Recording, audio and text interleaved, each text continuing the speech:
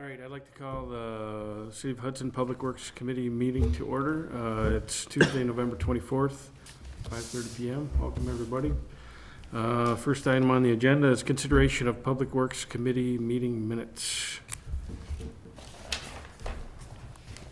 Just you and me tonight, Tom. I will make a motion to approve the minutes. Second. All those in favor? Aye.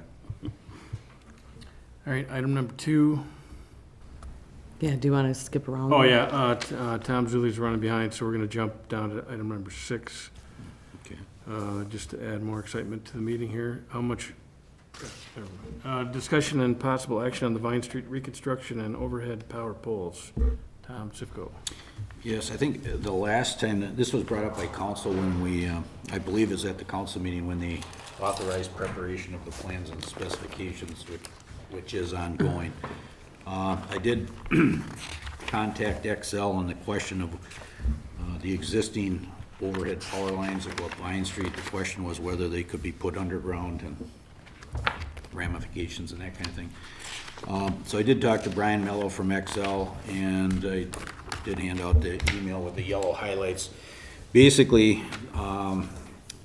XL will relocate gas and electric facilities as part of their agreement. But basically it's like for like, which I highlighted, and what that really means is they'll replace an overhead power pole due to a street widening project, for example, which is the situation we have on Vine Street. So they're gonna have to set poles back, and they'll do that at their cost. However, they do not consider putting an overhead, replacing it as an underground, as a like for like.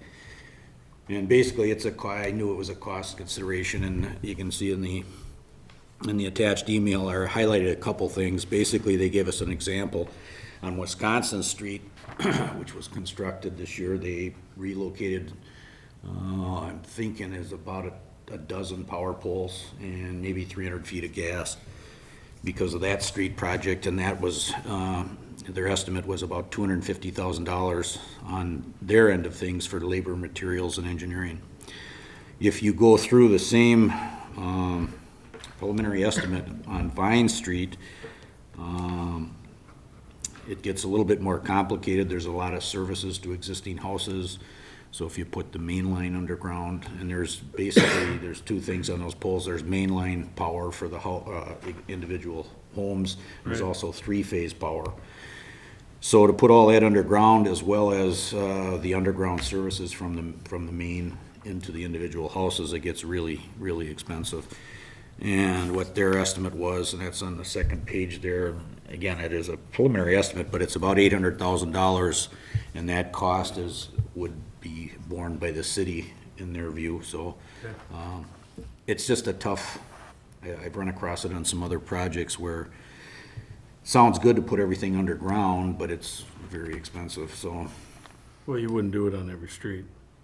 Vine Street might be a consideration. However, the price tag is $800,000, so is that what you're saying? correct. I would. But anyway, that's, without getting into the exact, the estimates of all the individual items, a few of them are highlighted there, but Okay, cool.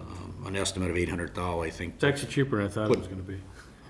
Well, I was throwing out $1 million, but of course, that's not my estimate to put Yeah, together. I hear you. But anyway, so that's the response from XL on going underground with that power. Okay. Thank you for doing that.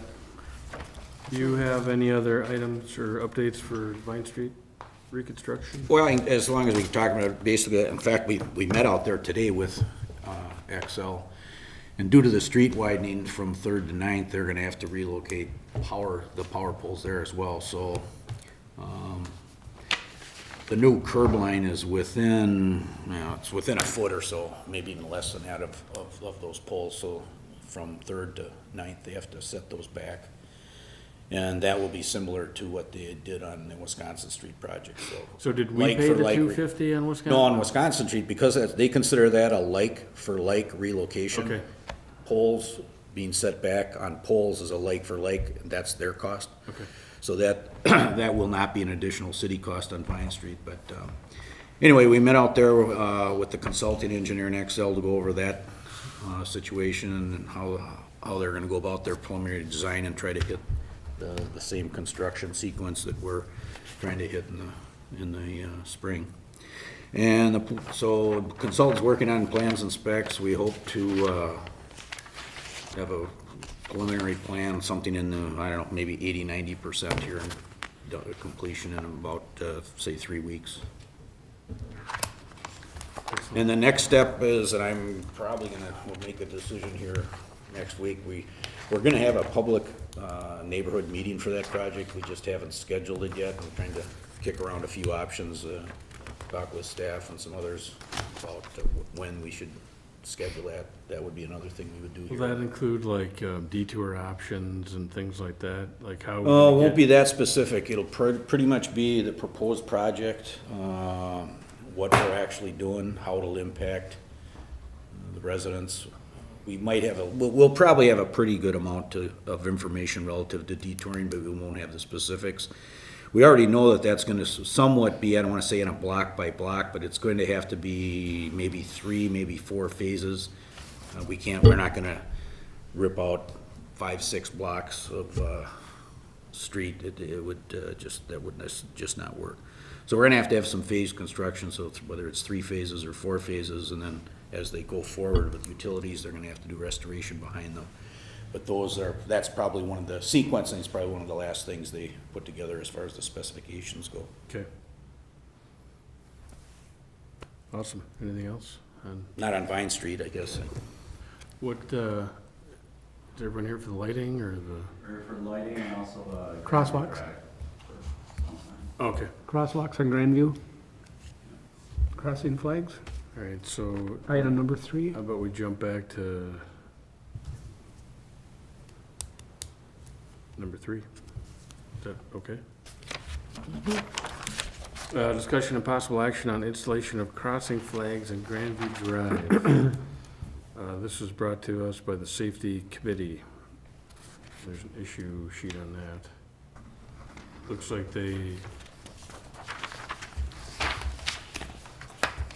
passed it on in favor of doing it with some sort of cost sharing with Long Line Association. Do you want to talk about that, or? Stone Pine, Mr. Elwood, I don't know if you'd like to speak on this, but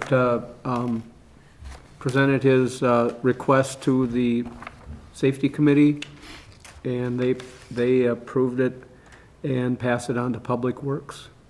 So it is, their Stone Pine Association is asking for the installation of pedestrian crossing flags along Grandview Drive at the following intersections: Hunter Hill Road, Stone Pine Avenue, and Stone Pine Bay, all of which are already painted and with crosswalks. One of them's at intersection, I have photos here, but one of them I think is already at a intersection. Is that at Hunter Hill Road? I wrote on the tops of them, Yeah.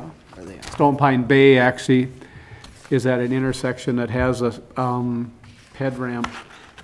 That was my only question, and Tom and I talked a little bit about it, is the legality or the responsibility for having a crosswalk to basically nowhere. Is there a need for, my question, is there a need for a pedestrian ramp on the boulevard? I mean, these are crosswalks that we have installed already, but it's a crosswalk that goes from a grassy boulevard to another grassy boulevard.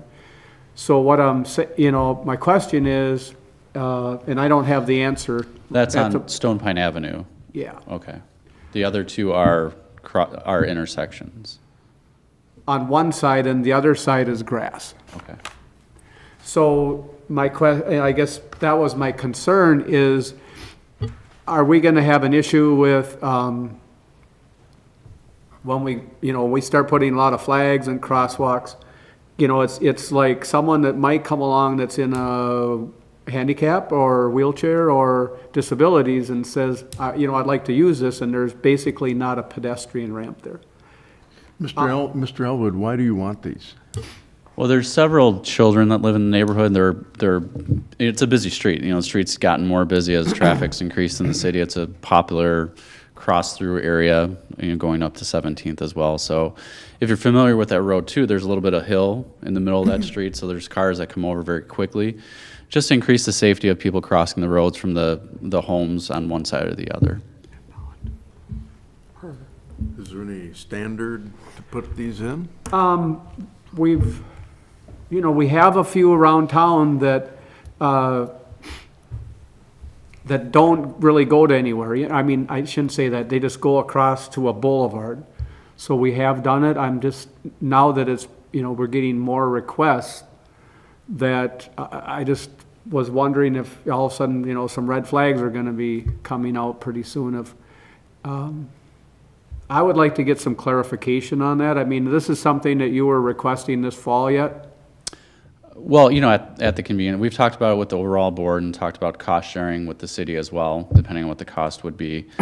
Looking at those areas, there's already pedestrian crossing signs, so it would be a matter of just installing the holders and the flags to go along with it. So certainly, as soon as possible, but we're open to suggestions How as well. much is the flag system? I think, if we had it, we just did one down by the Willow River School or the Trinity Academy, and I think it's like about $500 by the time you install the poles and get the conduit for the holders and the labor and the flags. It's about $500. So could those holders be installed on existing pedestrian Yes, crossing absolutely. signs? Okay. Yeah. Because there's signs already existing there. So that's just a matter of, then it's a PVC pipe and then some couple flags put flags, in there. right. so. Okay, and the alternative, well, there's do nothing, of course, which you're concerned about safety. What about the, like even the signs we have downtown where you put the sign right in the middle of the street and says, state law requires you to. Yeah, I think the Public Safety Committee addressed that, and they thought that those have to come down in the winter anyway for plowing. They do, So they're probably not as effective for a year-round solution. And how many are we talking here? Three? Three Three different? units, 3 crosswalks. So Tom, what are the considerations that you're thinking about? Just not that there's, from the main sidewalk to the pedestrian or to the crosswalk, there's not, it's just a grassy area and there's not not a chance for someone in a wheelchair to get to the crosswalk. What about the wintertime when there's Does someone shovel that? Yeah. Yeah, all those paths are Grassy shoveled areas by are shoveled? the association. Yep. The association shovels the paths, but do they shovel the areas by the crosswalks? No, I mean, just what's ever plowed up to the corner of the crosswalk. So there's about 8 feet that, once the snow gets built up on the boulevard, does that get shoveled? I don't know if that has yet. And would that be shoveled? No, I think most of those are just at corners that go into cul-de-sacs, is where those crosswalks go to. I had a quick question for Sure. clarification. So the request from the homeowners association is for paint Nope, where there's not paint? Nope. I thought all 3 of those have paint? all 3 have paint, Wait, so all you're just, all the 3 request have is just for signs. the- All 3 have paint, all 3 have signs. Okay, so Our it's request is just for the warning holder flags. and the flags. Okay, Yeah. so that's what the request is, okay. I guess I'm not really seeing a problem with that. I mean, I don't have I don't have a problem, it's but not a huge deal. It's gonna add safety. Do you have a lot of, mobility, people in Stone Pine that? Not that but there is certainly some. We've got a mixed population within the development, so. I would say if we do move forward with this, if, all of a sudden if we do get an issue with it, we may have to consider putting a ped ramp in at that time, but, as far as just to move along for safety reasons, we certainly could move forward with this, and then if there's an issue brought up, then we'd have to address it at that time. Maybe we can evaluate it in 6 months or a year and see how it's working, see if the residents like it, if they don't like it, if flags stay in place, those types of issues as well, so. That is one of the problems, is that we've noticed, especially up by the YMCA, that in a couple other spots, like down by Norlake, is, seems like the flags go missing quite often. I'm not sure where they end up, but we have to replace them once in a while. I've seen some pretty, cool LED flashing lights that are you hit the button and that works too, but it sounds like the flags is a better, We checked into that. That was a request from Trinity Academy is intersections, you can get LED, solar powered, you don't have to get electricity to them. And, but they're a couple $1,000s a light. wow, that's, yeah. okay. Yeah, so you'd have, a few $1,000s in this, but Well, they I are more guess- visible. Mr. Elwood, the association's willing to pay for half the cost, Yep. and for the flags that go missing, half the cost of that too? Yeah, absolutely, yeah. Yeah, I think, that overall system, if we're just looking at PVC pipe and some flags, I can't imagine a You're couple saying- $100. We'll to- calculate, whatever we can use for, that's existing, and then we'll just keep tabs of our time and material. Okay. And then we'll pick up half, and you take it out of our sign operating budget. I'll move for approval of the request, subject to reevaluation in 6 months. I'll second that. All those in favor? Aye. Aye. Okay. All right, Thank you. that's number 3, and you guys here for number, We're here, or Tom, I don't know how you want to address LED lights, and so Yeah. I'll put on my other hat too. I'm also the community relations manager for Excel Energy. all right. In addition to Stone Pine president. Number 5, discussion of possible action on the LED street light dimming schedule and lighting concerns related to improvement project. When we purchased and installed the system, it's our understanding that you can control the entire network at any given point in time, and you can dim the lights at night with, basically, you can lower the power curve without too much diminishment of light, like from midnight to 4, so that continue to improve our energy savings. So, apparently we got an email from the lighting folks that are gonna help us go through that at some point here. Okay. So we have to, just for a little bit clarification, John, thank you. Two different things going on here. The city did an LED conversion with the city-owned streetlights. That was what the city did. And we had, Lighting Matters did a study. Then made a recommendation for our streetlight conversions. We did work a lot with Christy Boatman and Ed Binging. Also, Mr. Binging actually did a presentation a year or maybe a little bit longer ago and presented his findings for Xcel Energy. They did a pilot program in West St. Paul and Xcel Energy also in other communities throughout the nation, other Midwest. So seeing that we, the city of Hudson, made a pretty aggressive move to convert nearly 400 LED lights and working with Xcel Energy on just getting ideas and suggestions and the information that they had, the city converted our city-owned streetlights. At the same time, Xcel Energy was moving forward with their company-owned streetlights, which are lights that you see around mostly in the residential areas on the wooden poles, or like up in Stone Pine Bay with the carriage-type lights. Those are Xcel-owned lights, and we get a flat rate, a monthly flat charge from Xcel Energy. But those are, then that's just what I'd like to clarify, is those are Xcel Energy lights, and they just came right along with the city of Hudson, I think, seeing that we were pretty aggressive in changing all our lights out, that they want, this is one of the first communities I think you did that with. The very first community was Hudson. Yep.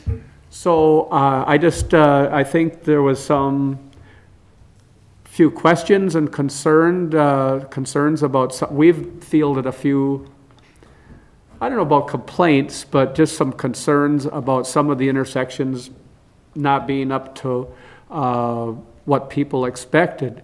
And, we have discussed this with, we talk about the bug, and I think it's an acronym called bug rating, which is backlighting, uplighting, and then glare, And then we talk about distribution patterns and lumens and color rendering indexes. And we've been talking about this for long, and this was a decision that the city has discussed, and when we move forward with our project, we based all our information on lighting patterns, and we actually had a consultant go out and do lighting ratings with the lumens with existing lights and with the new LED lights. So I feel that the city was very responsible, and I would just ask Mr. Binging, seeing that he was in charge of the pilot program in West St. Paul, I'm sure that they did probably even more extensive research and background work on their project. So I don't know if you'd like to speak on that? Well, I can definitely add a little bit to that. As Tom alluded to, is that Xcel Energy about two and a half years ago embarked on a pilot program, and we picked 3 cities within our service territory. West St. Paul was one. That was, I would call it the mothership of our pilots, because we changed out 537 streetlights in the city of West St. Paul to LEDs. Within that pilot, we measured lumens. We wanted to find out if there's going to be sort of depreciation in the lumens output with the LEDs. We measured usage on 3 different wattage types. We also did that very same thing in the Highlands area of just outside of Denver. We also went into our SPS, our Southwest Public Service area in Amarillo, and did the same thing. Each one of those pilots, again, we did our lumen readings, we did our usage readings, and what our goal was to validate what the manufacturers were telling us. You know, the reduction in usage, the light distribution patterns, and those type of things. We went one step farther in our West St. Paul pilot, and we actually did a customer satisfaction survey shortly after the installation of the lights. We did have our comments. We actually had a call from a customer saying that the light was lighting up his yard like a Walmart parking lot.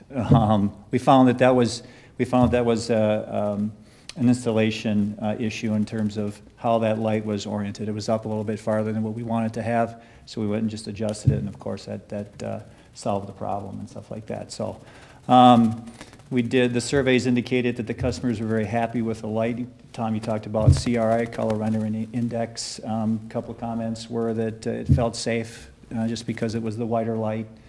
You're able to see color a lot better. Pedestrian traffic was much more identifiable and those type of things. So, and then from that, we actually filed with the commission twice on our findings. And the commission in Minnesota is very happy with what we did. And so we went forward with the rate development, and Wisconsin was our first. And right now we're in rate development but they're at the commissions in our public service of Colorado, Minnesota, North and South Dakota, and we're now working on our Amarillo pilot, or filings. So we're very, very successful, very, very happy with the stuff that we've had out there so far. So if I heard that, one of your comments was that you had one issue with, there was some adjustments to the light fixture itself. Correct. So if we did have a specific issue or concern, and if if I address that with Brian Mellows, my contact for street lighting, is there some adjustment this way or this way, or possibly, I know we cut our wattage from 250 down to like 120 or something. Mm-hmm. So is there? I don't know if you guys are most of the street lights were like 250 or 175 watts. They're mostly 100 watts. 100 watts, and you went down to like 50, 39. Yep. We try to equivalent installation. So if it was a 100 watt, we found an LED that was equivalent to that one. For the lighting. The lighting distribution pattern, correct. So if there was an isolated incident where we continued to have, maybe calls on a certain intersection, would Xcel Energy consider either looking at that or considering maybe bumping that up to maybe a different, I know there's a distribution pattern, and they go rating from 1 to 5, if I'm correct.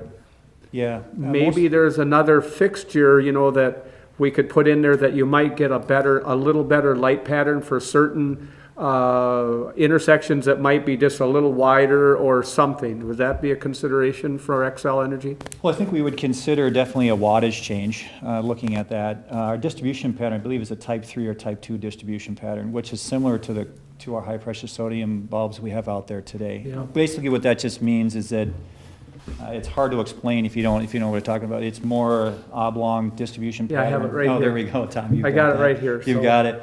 So I think what we want to do is stay away from changing distribution patterns on a case-by-case basis. We're looking at, from an overall installation perspective for Xcel Energy, about $94 million, retrofit for all of Xcel Energy, and we've tried to kind of keep our standards to a pretty manageable level.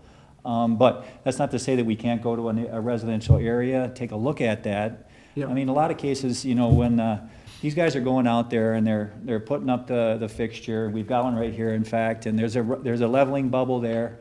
There's actually he actually takes a torpedo leveler out there too as well. That was one of the things we learned from our West St. Paul pilot is to make sure that light is installed level to the ground. Yeah. Because we don't want to have those issues like we had in West St. Paul where the customer's calling up and that kind of thing. So, and a lot of times too, if you go out there, those mast arm orientations are kind of different. You know what I Yeah, mean? They yeah. might be, right into the middle of the intersection where they really should be pointing a different direction. So, we got to take a look at all those aspects of the installation to make a decision on whether or not we want to change some things. But wattage changes are definitely an option. And this is just my personal feeling is that I think there's an adjustment period. I think when they first came out, we fielded, a few phone calls.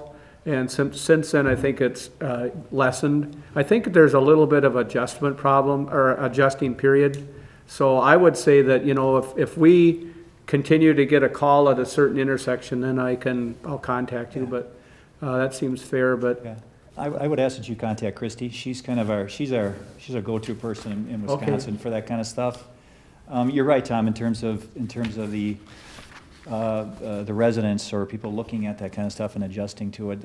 I've talked to many public works directors and stuff like that, and they say the very same thing. In fact, one of them just retired from the city of Brooklyn Park, and he was around when fluorescent came in, and how we went from fluorescent to HPS and how big a concern that was and stuff like that. And before we did the installation in West St. Paul, we had a gentleman that you worked at the University of St. Thomas, and he was big in the cones in the eyes and how the brain sees the change right away. And that was one of the things that we've talked about is that it's been so beautiful outside, and we come into a city and you see HPS one day, and then 8 hours later you come home and we've got LED. So there's a huge change in the light in a specific community. So I can see where we're getting that kind of stuff. But you're right, a couple of days, 3-4 a week, we should be okay. So And we have fielded a lot of compliments also.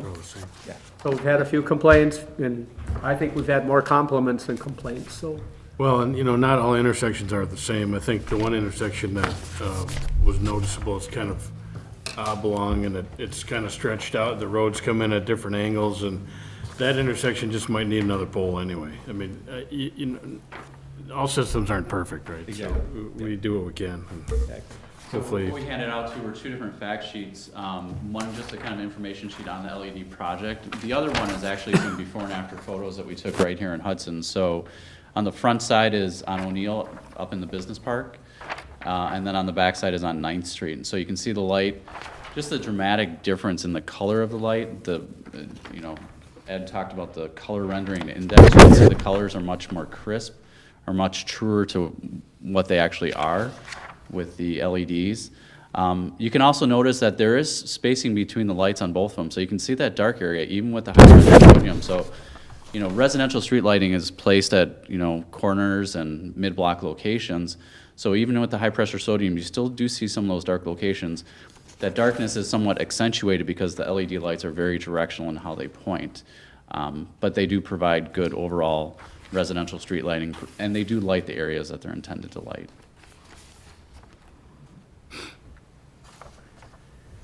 And as far as the city, with energy savings, I know we want safety, of course, also. But, I mean, just with the lights that the city invested in, we're looking at 47, it's estimated at $47,000 to $50,000 a year. Maintenance could be, you know, we have, you know, the LEDs are expected to last 100,000 hours, 80 to 100,000 hours, which is 4 times or 5 times the length of high-pressure sodium lights. So our maintenance, we're just estimating at possibly $10,000 to $15,000 a year. So, you know, I mean, we're getting $65,000 that we can use in other operating budgets and put up other safety, and maybe for road improvements or other safety things.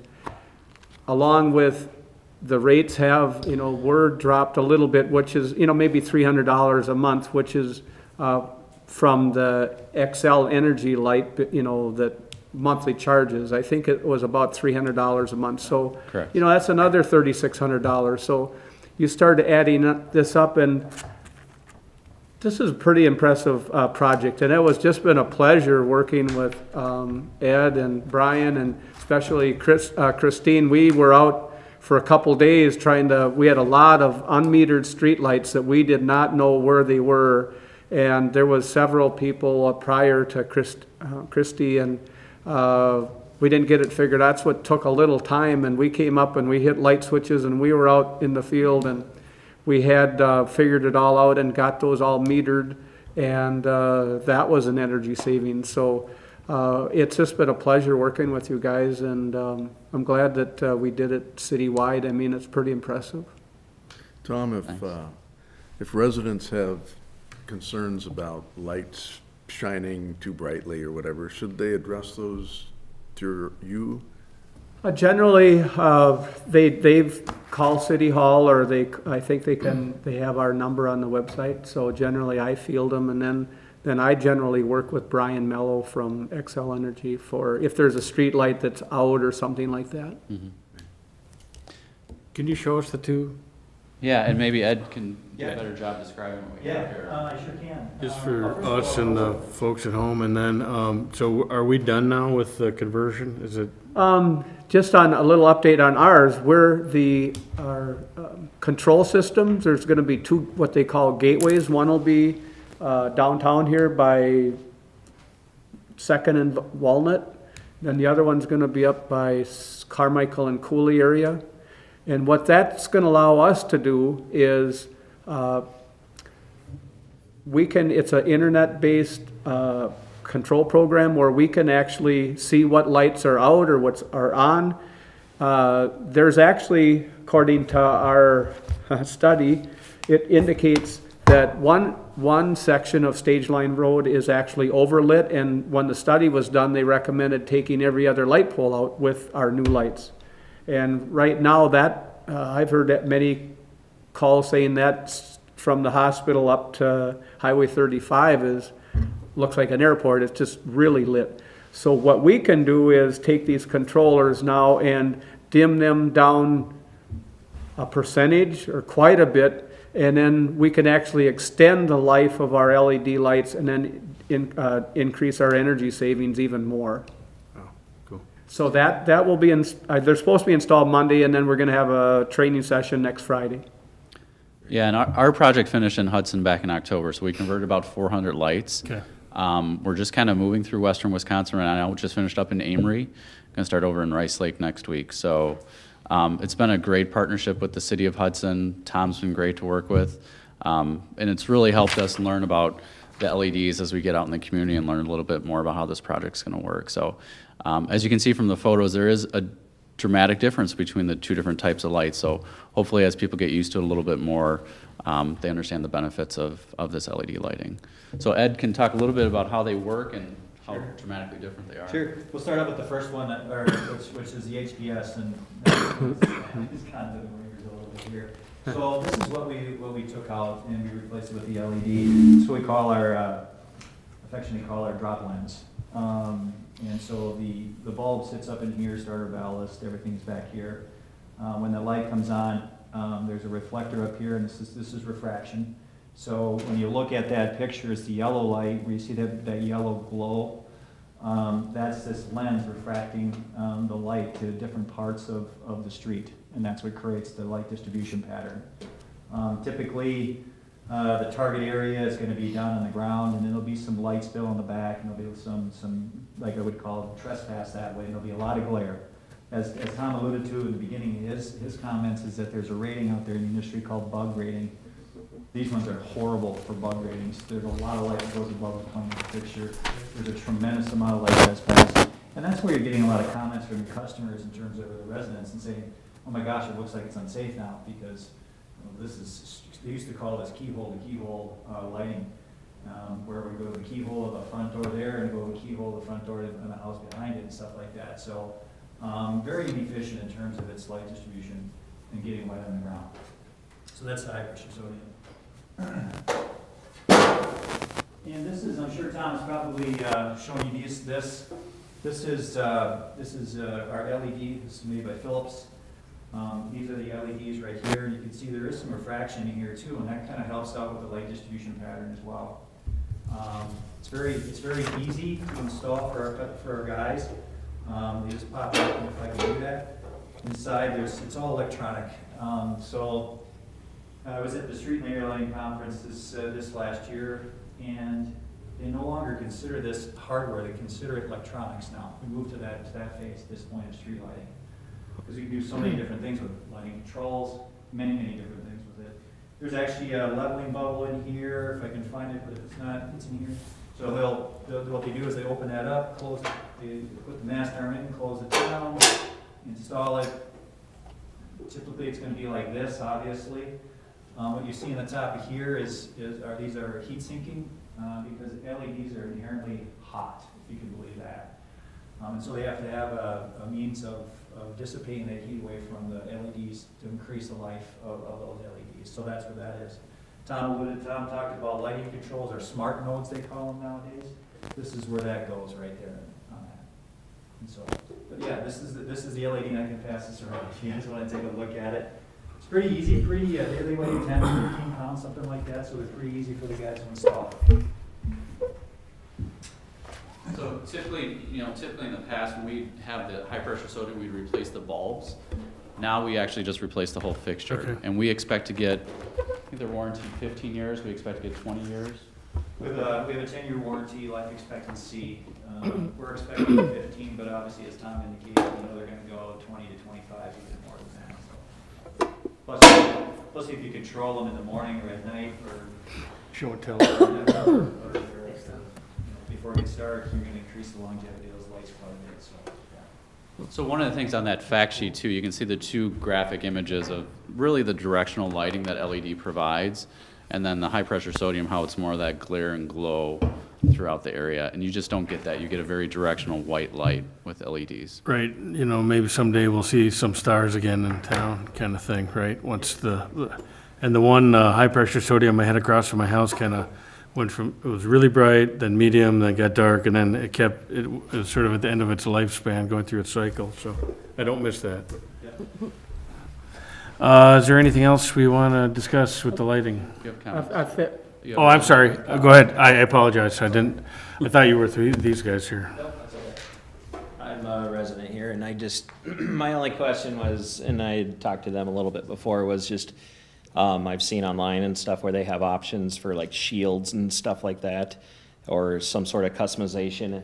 Sounds like they're gonna take a look at the one by my house, but it must just be the way it's angled, but it definitely is coming into my living room and stuff. Yeah, that's not good. Yeah, and so they're gonna take a look at that, but, I guess that's the only question in terms of, is there shield options or customization that way? And then in talking, I did also have a question about, when you talk about controlling it and stuff, is there kind of plans of, if a resident wants to have a certain section dimmed down or have that conversation, who do we talk to about that?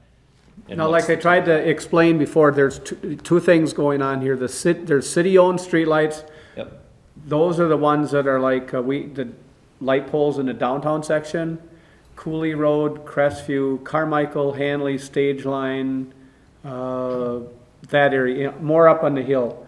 And then anything residential is more than likely Xcel Energy. Okay, So we can control ours. I don't think that Xcel Energy opted to do that. okay, it's a good distinction. So we're evaluating the opportunity to control, we don't have that option available yet. Okay, okay. That's good to know. I guess I didn't, and I'm glad you brought that up, because I wasn't really thinking about it that way either. Okay. What's your address? Up on Connecticut Street, Okay, yep, right at the intersection A? the dead end, down behind the wall. Okay, Yep. have we spoken before? Yep. The leaf. Sorry about last Friday. Tom and I and my foreman talked, but we had a different sweeper last Friday, so. Yeah. That's straightened out. Yeah, we're gonna send a lineman over tomorrow to look Okay. at that and make sure it was installed correctly, and if we had to make an adjustment to it, certainly do that. Yeah, I guess that would be the question too, is that something they can do at night where they can actually see because if they do it during the day, it's gonna be difficult to Yeah, identify. it's good, yeah, we can figure out a way to do that, Okay. yeah, absolutely. Thanks. Excellent. So I guess, yeah, the final is just talk to us and we'll see what we can do, and talk to these guys too. I think so. All right, I guess any other comments from you? Thank you very much for coming, we appreciate it. Yeah. Okay, number 2, Tom, I think we'll take that one on. Discussion and possible action on the request for crosswalking painting on Carmichael Road as referred to from the Safety Committee.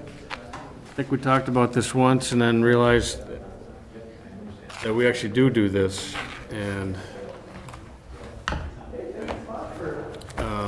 Denny corrected himself when he realized that we're providing that as a, do you know anything about that, Tom? Yeah, I have not been involved with that one. All right. Maybe we'll move on to Kip then, since Tom had to step out for a second. You got 2 items here, Kip. Discussion and possible action on utility director vehicle purchase. You've got an issue sheet in front of you, or you should have. Like I said in the top there, it is a budgeted item. If we go through the state pricing, that satisfies this policy that we have. The issue is for one, it's 4 months out, and plus I can get a very, very similar vehicle locally. So I guess kind of what I'm looking for is, are we okay buying local instead of buying through Oconomowoc? That's historically been our preference, is to buy vehicles locally. That's what I kind of figured. Yeah. But Is there a difference in price? there is, if you look at their Luther out of Hudson, is $28,852. The state of Wisconsin pricing out of Oconomowoc is $29,006. So Same vehicle? very similar. See, that's the issue that we run into. If I order it through state pricing, you get exactly what you order. If you go to the dealer, there's obviously, there might be a slight difference in a package or a tire size, things along that line. But what we can do is on the, like I said in my staff recommendation, local, we might be able to do even better depending on incentives that we can get through the local dealerships Okay. and stuff like that. I mean, So rebates or? rebates, incentives, I think I can, when you go through state pricing, it is what it is, end of story. When you go locally, you can, as long as they're not making anything on it. But the issue is that it's a vehicle that they can actually get off their lot, which counts towards their sales, which, I don't know exactly how all that works, but I know it helps them to move vehicles through. So I guess that's kind of what I was just looking for. Does anybody have any issues with me purchasing locally compared to?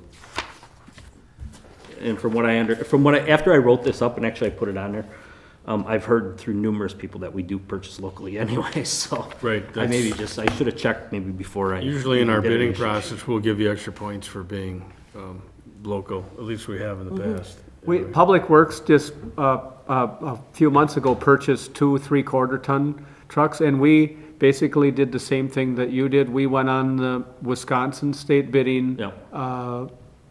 policy and got the prices from that with the, accessories and the way we wanted it. And then we brought, our request up to the local dealers in town here, and they basically matched it, and, then they threw in a couple other extra items to make the, actually a better deal value, so. Right, because I'm gonna be doing the exact same thing. There's a truck that's gonna be ordered through water and one for sewer also, so, I mean, we're gonna be doing, and I guess, if I can just go local, it's just gonna be, they're gonna be servicing it anyway. This is in your budget for 2016. 16, yes. Yes. I'll move for approval. I will second that. All those in favor? Aye. Aye. All right, Kip, you got another one here. The worm gear for wastewater treatment plant, clarifiers 3 and 4. Okay, on the issue sheet, I guess this is another question that I had. I wrote an issue sheet up on this. Total price is $9,658. This is a maintenance item. Is this something that I even need to be coming to the committee with? You know what? It's an existing, it's basically a gear that it takes the scum and stuff off the top of the water. It's been broke. They're using a 2x4 to operate this thing.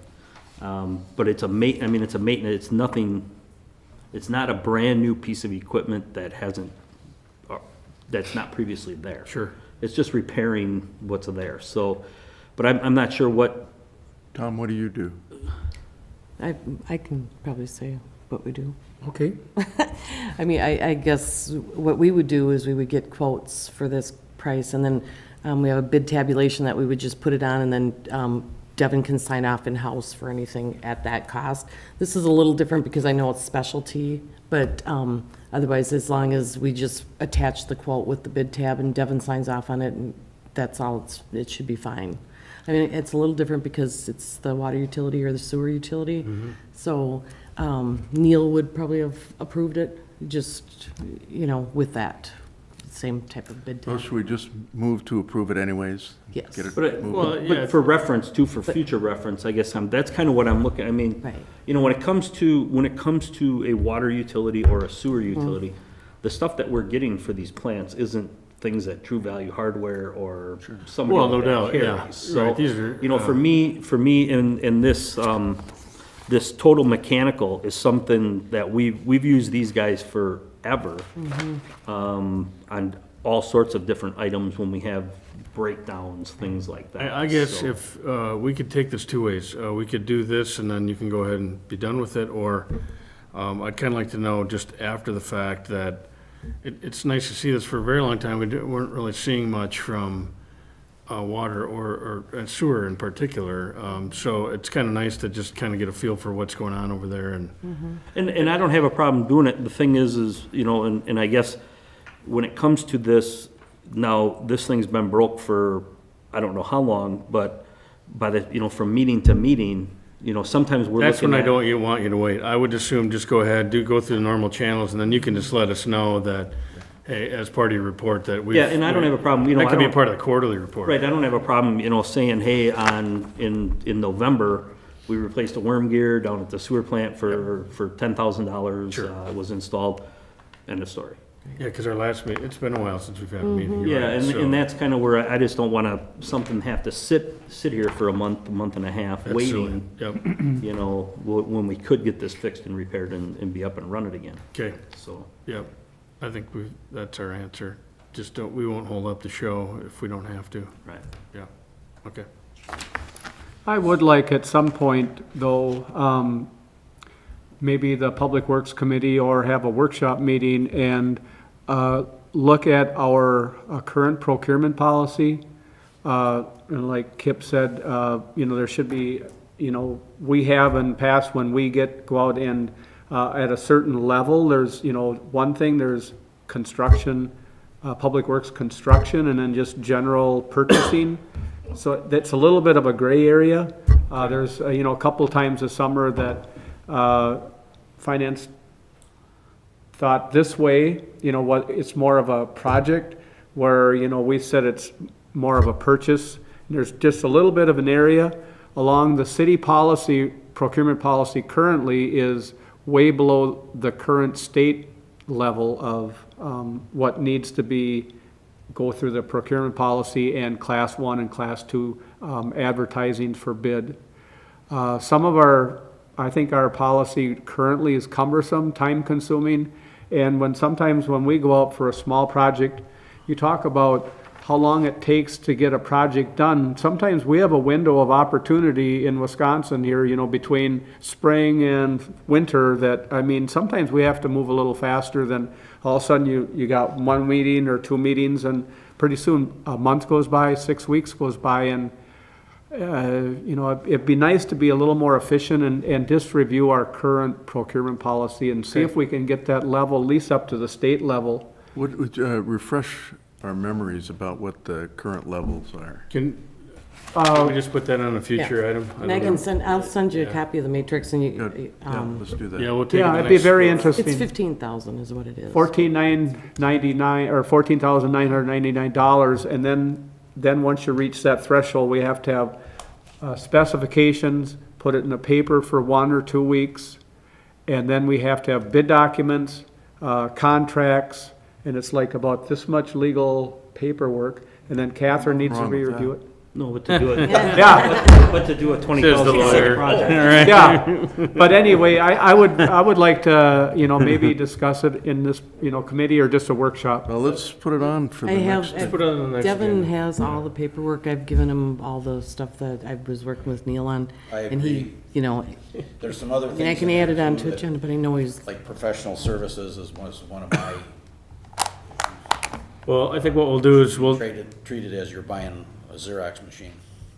take a first cut Okay. at the next meeting, and then maybe even 2, and then we'll bump it to the finance committee and hopefully streamline it so Okay. that you. And I think Catherine should be involved, to us at a certain point, to give her and Devin, so, Okay, or whoever, maybe the new finance director would be in place, or would it be better to wait for that? that's or- what I think he was waiting for, but. Well, let's at least take a look at it Yes. so we Yeah. know Okay, what the agreed. issues are. All right, in the meantime, I will move to approve the worm gear purchase. Second. All those in favor? Aye. All right, moving on. Jumping all over the place here today. Let's go back up to on 2 crosswalk painting. This was on the agenda before and has returned because Denny, after a second look, realized that we in fact do this, and Tom, you're the one that has all the,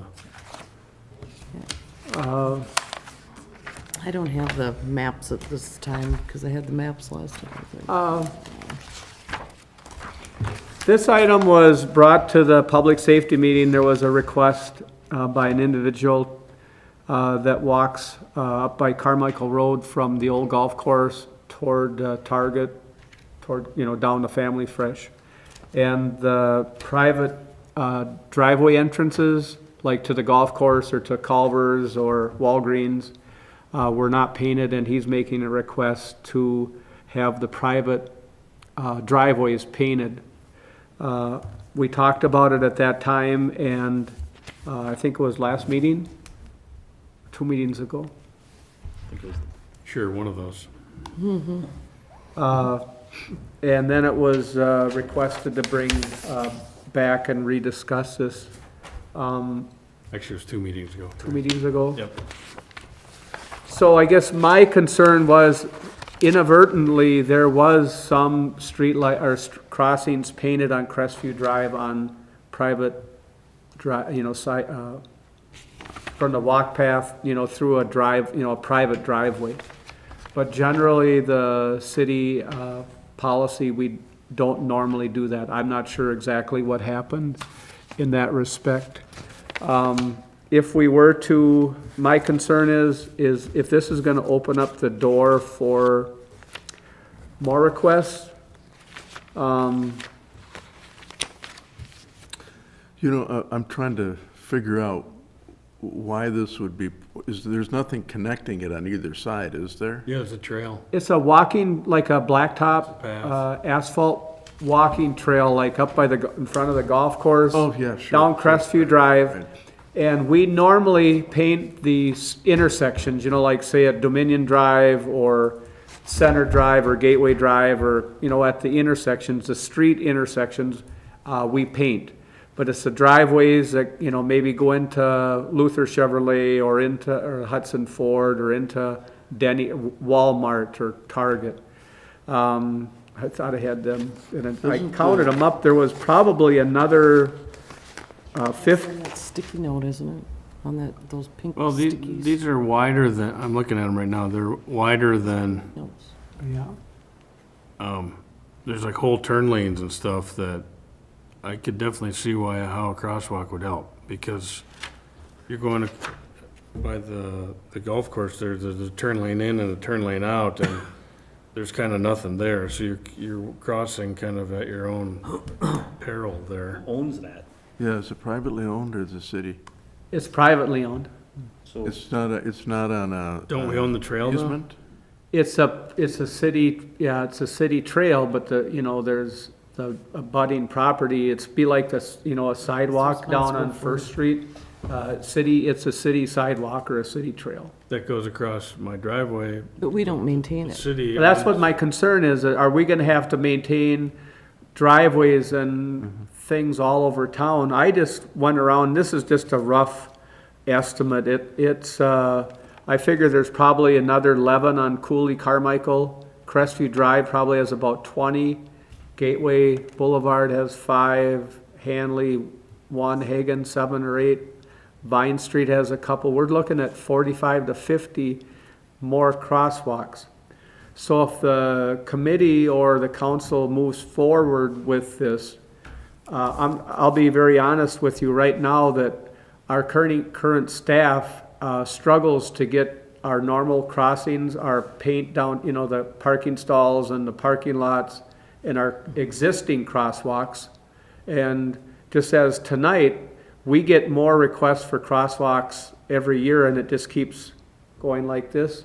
And our staff is level and our time, we have very limited time. So if the committee decides to move forward with these, I'm saying there's probably we could end up with doing 40 to 50 more. We're gonna have to make a decision to probably contract this out. We don't have staff to keep adding onto our plate either. You, come up with a number and see what it would cost. the level of effort? Actually, I did request it from a contractor. I didn't get it. I know we figured just our city staff for layout takes, you know, layout is one thing and then repainting is another. So the initial cost would be around $200 to lay out and paint intersection. If you start doing the block letters, it could be up to $300. And like if we do it, it's a matter of, we only have so long in the, you know, from June till about September. And then once that sun starts going down and the road cools off, we can paint, but it takes, you know, half hour, 45 minutes to dry, and then we have to do the other half. So it's pretty time consuming for us, so. Couple questions. One, has there been safety issues? at Only these areas? addressed by one person. You know, if there was like half dozen people or accidents, I just really question every time we get one request that we jump, and we're gonna get into a lot of work here.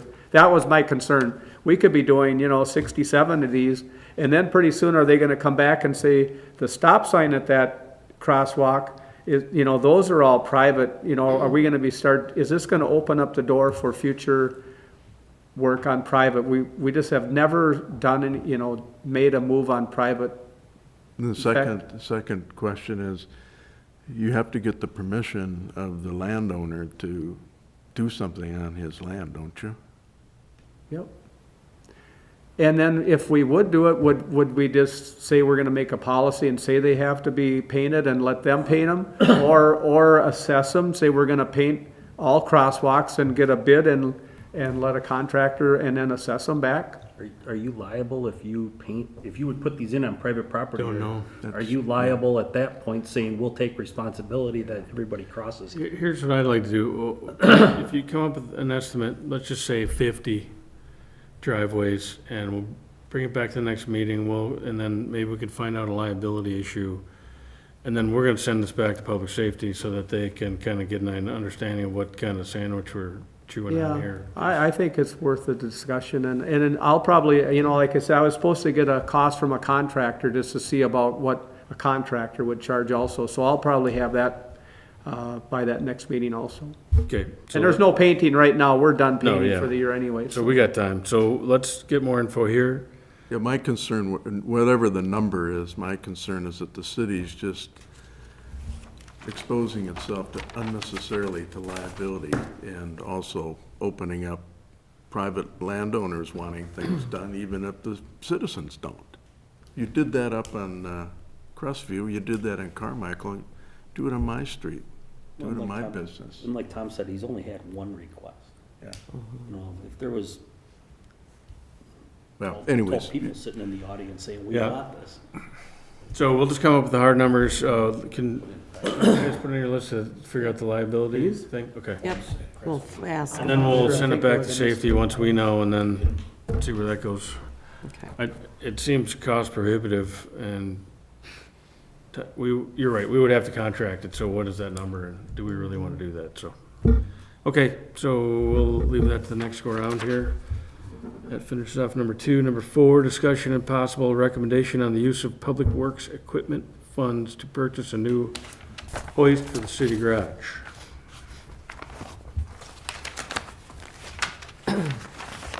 And I got the pictures, I gotta get my issue sheet out. Here, grab that one. Okay. I don't know, that bend doesn't look that bad, I didn't think. Unless you're under it. We're trying to hoist the motor. Scary. This was, every year we're required by OSHA to do a safety inspection for our crane hoists and our lifts and fire extinguishers, and our current hoist did not pass an inspection. Okay. We actually got this hoist when we purchased the west garage, which used to be an old bus garage, and then we moved it over to our current city garage at 1520 Second Street. So we've gotten a lot of miles out of that one. So the need is that we use it just about every day for oil changes and maintenance on our equipment.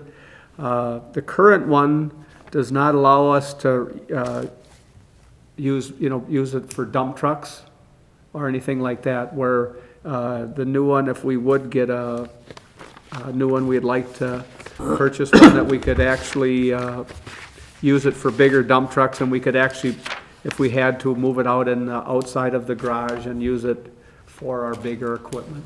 So, this is something that was not budgeted for or requested as a capital project or capital equipment request.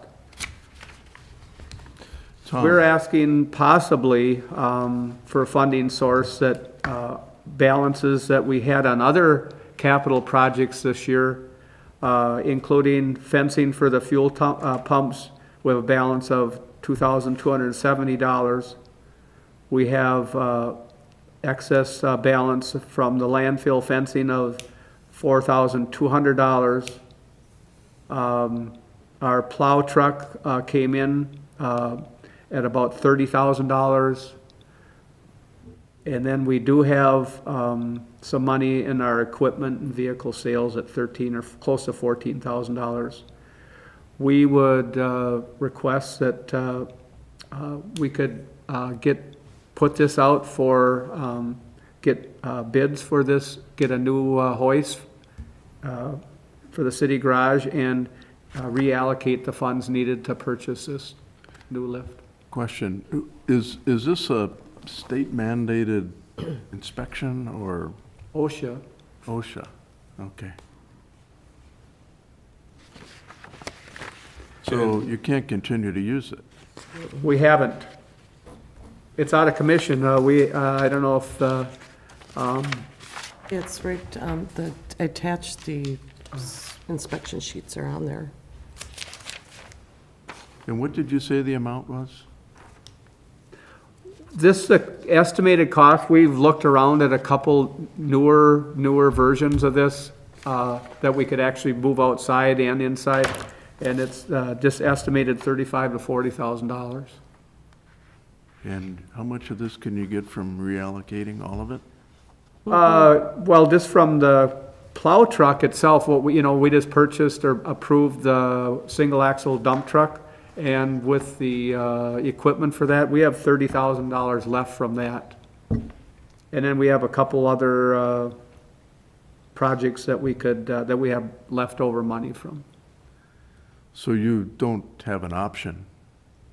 Well, either we don't get it, well, we can't use it, so, no. Well, we the don't. option is to have somebody else do all the maintenance, which sounds, what do you say, $150 And if you don't do it an now, hour? we'll just be asking for it in capital requests. No, so. You want to make a motion? I'll move to All approve. right, I will second that. All those in favor? Aye. Aye. Okay, and. So you're authorizing us to go to bid? And then it'll go back to finance once we get all the bids Right. for the funding, so. Let's see, number 6, discussion and possible action on the Vine Street, no, I'm sorry, we did that. Update on the Hudson Urban Forestry Board. Ken, as the chair, was not able to be here tonight. And I'll only briefly say, and I'll let Tom speak to more of this, but we were awarded for our third time, a grant from the Wisconsin Department of Natural Resources for our urban forestry grant application. And that's good work. Thanks to Tom and Deb, who do a lot of work on these. We're pretty excited. Do you want to Sure. break it down, Tom? This year, I think, was probably most creative and interesting projects that I think we have undertaken as far as the Urban Forestry Board. And we have a very knowledgeable and energetic group. And it's amazing. I'm just so happy that this group is so active, and especially at this time when we talk about Vine Street, where we're gonna possibly lose 58 trees. And I hope that during the process of the planning and the design that the removal and replacement is part of the discussion, and because it's gonna be a big thing. The other thing that we have to deal with, that's looking at us very close, is right across the rest area, across the river, less than 4 miles, 3.5 miles. There was a emerald ash borer find right over at the rest area across the river. So that's what some of the things that we factored in when we did our proposal for the 2016 projects. And I'll just go down to 5 key components. Tree inventory software. Currently, we have, in 2012, we did a tree inventory. So we have the data, but the software's outdated, and we need a current provider for, it's just not supported at the current time. So we're gonna use some of our money from the grant to purchase tree inventory software. Emerald ash borer treatment. Currently, we have, through another DNR grant, we purchased equipment that we can actually treat good trees, good ash trees. In fact, all our signature trees in Lakefront Park and downtown, the city staff has done approximately 30 or 40 trees the last couple of years, so we're up to around 60, I'd say closer to 80 trees that we have treated, and we'll continue to treat some of the higher quality ash trees. And in 2015, we actually moved out in some of the residential areas, like up on Laurel Avenue and Grandview Drive. Another project, or another component of 2016 plan or grant project is inventorying private ash trees. It's our goal to inventory as many private ash trees as possible on private land by working with teachers, students, parents, and citizens of Hudson. And this is one of the active members is got a plan, and they're gonna bring this into the school system and try to get an estimated number of private ash trees that we have within our city. Tree Trek program, very interesting project. As part of the 2015 Arbor Day activities included planting trees at Rivercrest Elementary School. These trees will become part of a rural arboretum and a tree trek. This tree trek will be developed in part by the University of Minnesota. It is our intent to create a downtown tree trek as part of the grant program. As the result will be placed where people can walk through downtown and learn about the diverse number of trees and how important it is to manage our existing urban forestry. We talk about maybe going from the Hudson Arch through the North Walking Trail through, down behind John's house, this, Front Street Walking Trail, maybe coming back 3rd Street by the Octagon House and some of the historic sites through Hudson, and there'll be certain markers or spots on that map, and they can identify historic trees or a certain variety of trees, and just get general information how trees improve our stormwater, our ecosystem, and the benefits of trees in our urban environment. So that's exciting program. I really think that's going to be great. The 5th component is gravel bed expansion. For the last 2 years, we, in our 2013 grant, we had some money that we constructed a gravel bed, which is more than, it's just basically a box that we fill with river rock. In the spring, we purchase bare root trees. We put these trees in, we water them. We have a automatic irrigation system, and we water them all summer, and then when they go dormant in the 1st of October, we have a community planting day. And this year we planted 40 trees in mostly the city parks. Next year, as outreach, we're going to build another gravel bed, same size, which will accommodate 40 to 60 trees. And we're going to allow our neighbors to the north, North Hudson, if they would like to get their urban forestry program going, let them put some trees in our gravel bed along with the school system so that they can use some of the trees for their educational purposes. So It's one of the things that DNR is looking for to expand urban forests, so number 5 was an essential component to the application. So that was just an update, and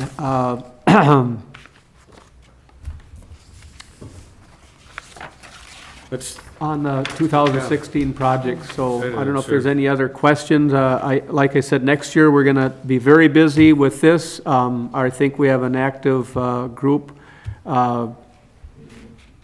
We had a very good planning day, and just as an update, in October, John, I thought that was one of the best group of, bunch of people that we had for planting trees. I think we planted 40 trees in less than a half a day, wasn't it? And I think it was a great learning experience. The young kids and the members of the community came out and helped us plant trees in Lakefront and other parks, and really a great program. I'm just so happy that this is going. John, you said there was a grant this year? yeah, we've received news, we were awarded the grant, that's what all these pieces and parts for. What's the total value, I think Tom? it's 23. 52, total is 52. That's Yeah, what it's the $23,000 matching grant, so we have to, either come up with 23,000, but a lot of, and then they'll match that, but they'll also credit us for equipment that we use, for our labor, for volunteer labor, so that $23,000 doesn't necessarily all of it come out of our operating, our budget. I mean, we can get some money in kind from the labor and the equipment that we use, so that's very helpful. This is 2016 budget. Yeah. Coming up, yep. Okay. Thank you, Tom.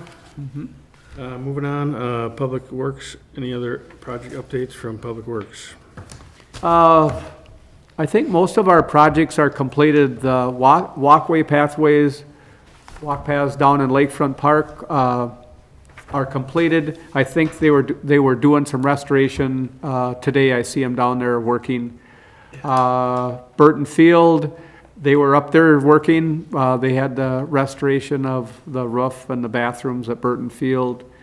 We're crossing our fingers that they get done shortly so we can get it open for the skating rink season. So other than that, our equipment's ready. We did hire a person for our Public Works department. He'll be starting December 2nd. Good. And we actually have ad in the paper for the 2 part-time positions. And what are those for? Well, one will be for year-round, part-time, they're positions that, for 28 hours a week, year-round. Okay. Just to do whatever? Yeah, we're hoping that we can get CDLs so they can help us plow snow in the winter. If there's not a lot of snow, we'll do tree trimming or maintenance. In the summer, they'll just be either running a street sweeper or, helping the crew paint or patch holes, whatever like that. Okay. That's it. Kip, do you have any updates for us? Nothing. How's the roof coming? The engineer was there, last Thursday to measure and put everything together, and I'm just waiting on the documents for that, and then it'll go up for bid, Okay, cool. so. Hopefully the weather holds. Tom? You know, from what they've told me, they can do it pretty much. Anytime? Yeah, well, I mean, if they get, if we get 12 inches of snow on top of the roof, it's probably gonna make it a little more difficult, but, I think it just makes it more, it's probably harder to do. I'm guessing that, if you get into sub-zero weather, it's probably tough to make tar Yeah. melt. And stay melted for an amount of time that you can work with it. I don't know, but yeah, that's what we're We just won't waiting have any on. sub-zero this winter. No, I don't think so. It's gonna be above freezing the whole time. Yep. Tom? Yeah, 2 quick things. I know we kind of already gave the update on Vine Street, but just so you're aware, we have 2 applications in with the local road improvement program. It's administered, state money is administered through the county, and there's a meeting on December 1st to, I guess, decide who is going to be successful there. So we'll give you an update there when that occurs. And then the other thing is that just as a matter of an update, Tower Road, the township did have a meeting and discussed this last week. So where we're at now, and it'll be on the council first meeting in December relative to finance, but they have agreed, the town board has approved the report, similar to the Hudson Council has previously approved the report, subject to the town. So anyway, the town has approved the report, and we're gonna agree on the cost participation split, and the town's also gonna agree on having the city be the lead agency, so to speak, relative to the project administration. Okay. So what will be on the agenda here in the first council meeting in December will be, if the city wants to go forward, basically it's how they're gonna finance their portion of the Did cost I participation. read that they agreed to 50%? Is that just for the study? What they agreed is, bottom line is, yes, they agreed to 50-50 split on the total project cost. Subject to a meeting with the town board chair and the mayor. That meeting was held this week already. Okay. They gave the town board chair permission to do the final blessing on the negotiation, and that's what came out of that meeting between the town board chair and the mayor. So that it will be a 50-50 split on that segment that's shared locally. Is this gonna try to be done yet this year?